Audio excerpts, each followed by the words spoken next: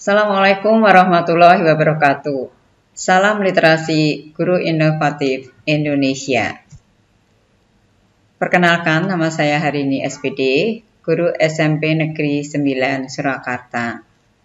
Pada video kali ini saya ingin menyampaikan pembelajaran bahasa Inggris untuk membangun literasi melalui teks dialog dengan metode VETA. Tujuan daripada pembelajaran ini adalah untuk membangun literasi bahasa terkait komunikasi dalam bahasa Inggris. Literasi adalah merupakan bagian dari kemampuan untuk berkomunikasi, tidak hanya baca, tulis, dan berhitung atau numerasi, tapi untuk literasi bahasa merupakan kemampuan berkomunikasi, juga termasuk literasi bahasa.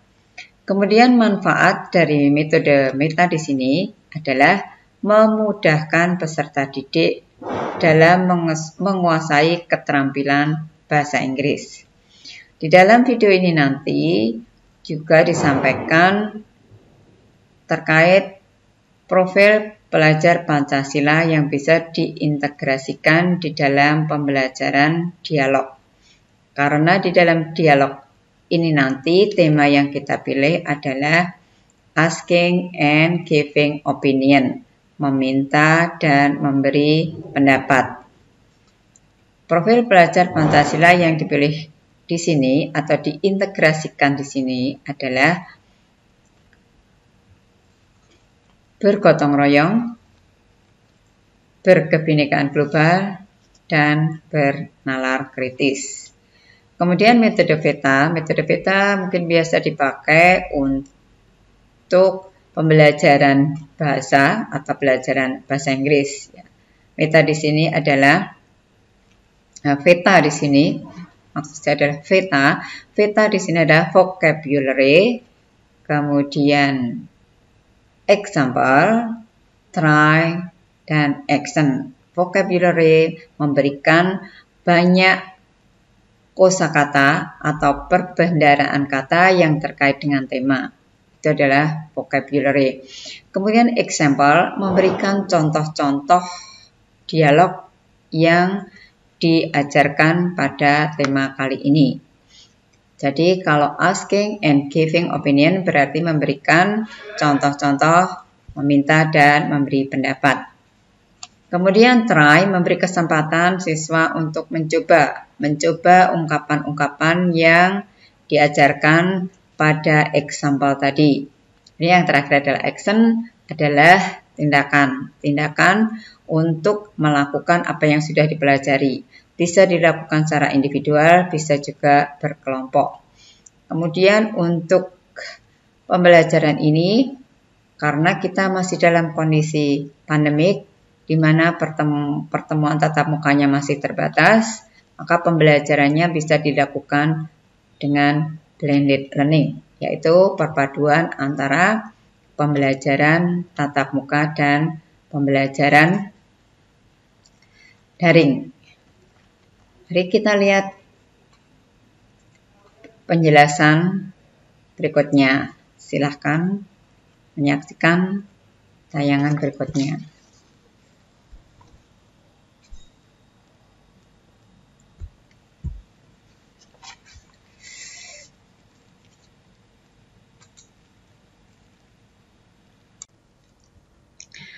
Literasi bahasa. Literasi adalah melek huruf atau bisa diartikan kemampuan untuk membaca dan menulis. Berkaitan dengan bahasa, literasi adalah kemampuan berkomunikasi menggunakan bahasa dengan baik dan benar.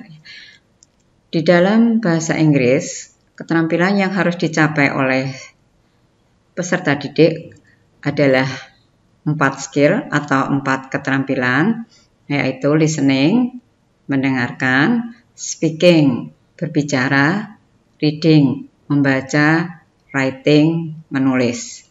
Kemampuan berbahasa tidak hanya di dalam menggunakan baik benarnya bahasa itu, tetapi juga cara berbahasa. Ketika kita berbahasa, kita harus tahu dengan siapa kita berbicara, kepada suasananya atau waktunya atau kondisinya.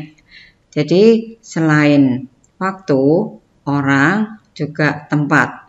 Jadi kapan kita berbicara, kemudian dengan siapa kita berbicara, dan di mana tempatnya.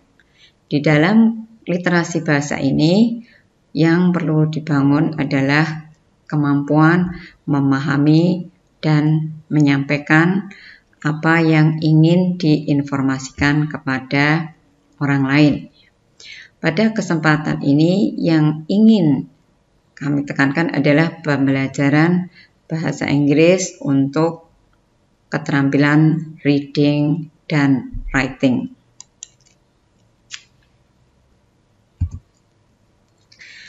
Seperti kita ketahui bahwa kondisi sekarang ini kita masih suasana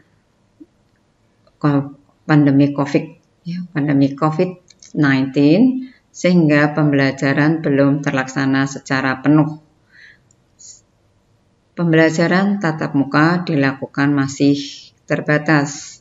Sebagian siswa belajar secara daring, sebagian siswa belajar tatap muka. Jadi kalau di dalam kelas itu ada 30 atau 32 siswa, maka yang 16 siswa melakukan pembelajaran tatap muka, yang 16 siswa melakukan pembelajaran daring. Ini yang disebut dengan blended learning. Blended learning adalah perpaduan antara pembelajaran tatap muka dan pembelajaran online.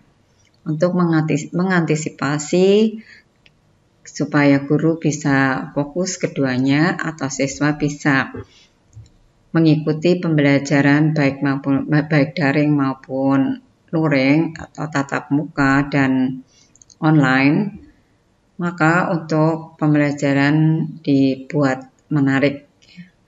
Di sini di dalam pembelajaran bahasa Inggris yang dipakai adalah keterampilan reading dan writing. Jadi guru bisa fokus di saat peserta didik yang berada di kelas atau PTM itu sedang melakukan kegiatan writing, maka yang online atau daring bisa diberi pembelajaran untuk reading. Mungkin siswanya membaca, gurunya nanti yang menanggapi. Begitu sebaliknya. Jadi untuk blended learning merupakan pembelajaran perpaduan antara pembelajaran tatap muka dan pembelajaran daring. Membangun literasi melalui teks dialog, dalam hal ini temanya adalah asking and giving opinion dengan metode VETA, memberi dan menanya pendapat. Profil pelajar Pancasila yang akan diintegrasikan adalah bergotong royong, berkebinekaan global, dan bernalar kritis. Sebenarnya ada 6 komponen di dalam profil pelajar Pancasila. Yang pertama adalah beriman, bertakwa kepada Tuhan Yang Maha Esa, dan berakhlak mulia. Kemudian bergotong royong, berkebinekaan global, bernalar kritis, mandiri, dan kreatif. Kita tidak harus memasukkan semua komponen ini ke dalam pembelajaran. Kita bisa memilih di antaranya mana yang sekiranya cocok dengan tema pada saat memberikan pembelajaran. Untuk teks dialog dengan tema menanya dan memberikan pendapat, di sini kita bisa memasukkan profil pelajar Pancasila bergotong royong, berkebinekaan global, dan bernalar kritis. Kenapa demikian? Karena nanti dalam pembelajaran untuk dialog adalah percakapan 2 orang. Jadi di sini ada kerjasama juga. Kerjasama atau bisa masuk pada bergotong royong, atau pada saat kegiatan bergotong royong, di situ ada percakapan, di situ ada dialog. Nah, kemampuan literasi berbahasa disinilah yang nanti akan kita bangun agar peserta didik bisa menggunakan bahasa dengan baik.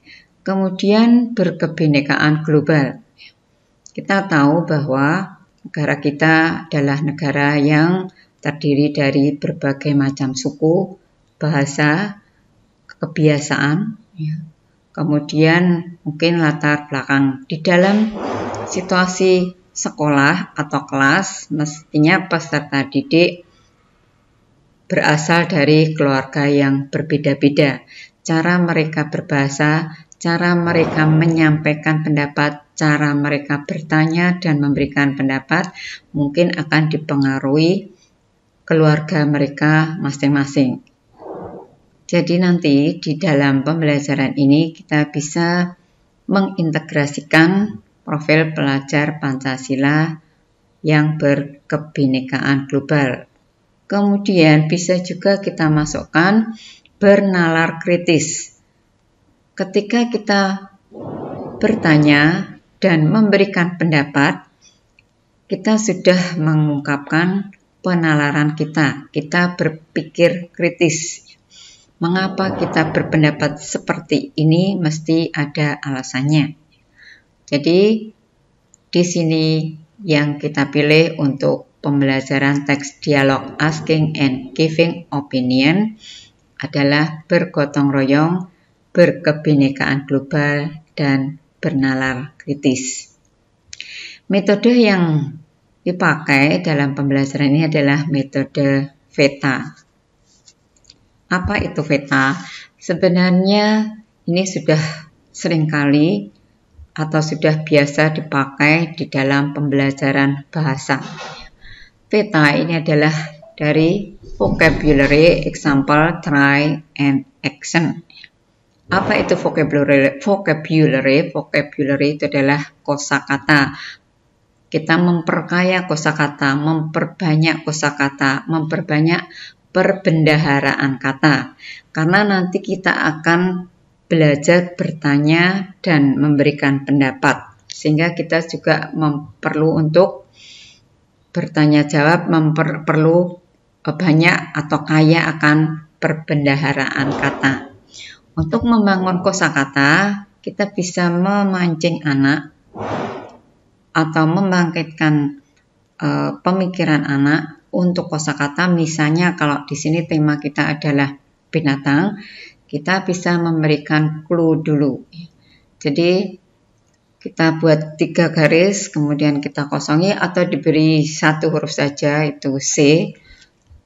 Jadi kita bisa mencoba, can you mention the name of animal with 3 letters initial by C?